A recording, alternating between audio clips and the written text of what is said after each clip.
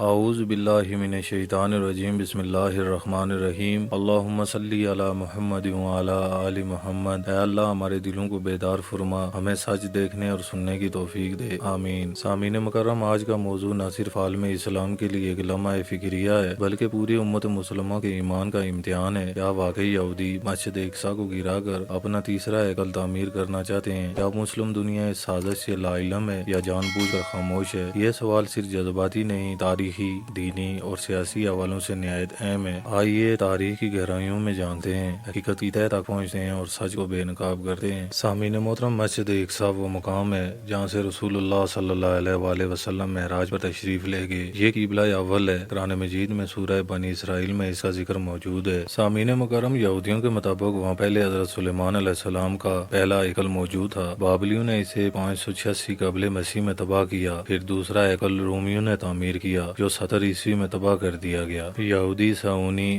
آج بھی اسی مقام پر تیسرا ہیکل تعمیر کرنے کے خواب دیکھ رہے ہیں جس کے لیے وہ مسجد اقصی کو رکاوٹ سمجھتے ہیں۔ سامعین محترم، یہودی صہیونی ادارے مسجد اقصی کے نیچے کھدائی کر رہے ہیں۔ ان کا دعویٰ ہے کہ وہ اپنے قدیم محبت کے آثار تلاش کر رہے ہیں۔ اسرائیلی وزراء اور ربی اکثر کہتے ہیں کہ اب وہ وقت آ گیا ہے کہ ہم اپنا محبت واپس لیں۔ تیسرے ہیکل کے ماڈل اور تصاویر اسرائیلی سولوں، عبادت گاہوں، حتیٰ کہ گیمز میں بھی شامل کیے جا چکے ہیں۔ دن بدن بڑھتی جارحیت، مسجد اقصی پر بار بار حملے، نمازیوں پر گولیاں، خواتین کو بے عزت کرنا، یہ سب تیسرے ہیکل کی راہ ہموار کرنے کے لیے ہے۔ سامعین محترم، بہت سی حکومتیں اب اسرائیل سے تعلق استوار کر چکی ہیں۔ بیت المقدس کا ذکر ان کے بیانیوں سے مٹ چکا ہے کہ ہم نے فلسطین کو صرف ایک نعرہ بنا لیا۔ ہمارے سوشل میڈیا پر جوش ہوتا ہے لیکن عملی اقدام زیرو۔ صہیونی میڈیا اسے مذہبی حق کے طور پر پیش کرتا ہے اور مسلمانوں کی مزاحمت کو انتہا پسندی سے تعبیر کرتا ہے۔ سامعین محترم، سورہ بنی اسرائیل آیات 4 تا 8 میں بنی اسرائیل کے 2 بار فساد برپا کرنے کی پیشگوئی ہے۔ حضرت عمر فاروق رضی اللہ تعالیٰ عنہ نے مسجد اقصی کو فتح کیا اور اسے عبادت کا مرکز بنایا۔ رسول اللہ صلی اللہ علیہ وآلہ وسلم نے فرمایا، جب تم بیت المقدس کو فتنوں میں گرا دیکھو تو جان لو کہ قیامت قریب ہے۔ سامعین محترم، یہ وقت ہے کہ ہم سوشل میڈیا پر آواز بلند کریں، فلسطین فنڈ میں حصہ لیں، تمام اسرائیلی مصنوعات کا بائیکاٹ کریں۔ نوجوان امت کی ریڑھ کی ہڈی ہیں، اگر وہ بیدار ہو گئے تو تاریخ بدل سکتی ہے۔ سامعین محترم، اگر امت مسلمان متحد ہو جائے تو نہ صرف مسجد اقصی بچ سکتا ہے بلکہ پوری دنیا عدل و انصاف کا گہوارہ بن سکتی ہے۔ اے اللہ، تو ہی مسجد اقصی کا محافظ ہے، تو ہی غاصبیوں کو نیست و نابود کر سکتا ہے۔ یا اللہ، امت مسلمہ کو بیدار فرما، ہمیں دین کی غیرت، عدت اور قربانی کا جذبہ عطا فرما۔ اے رب العالمین، ہمیں اقصی کی حفاظت کرنے والوں میں شامل فرما اور ہمیں اس وقت تک موت نہ دے جب تک تیرا گھر آزاد نہ کرا لیں،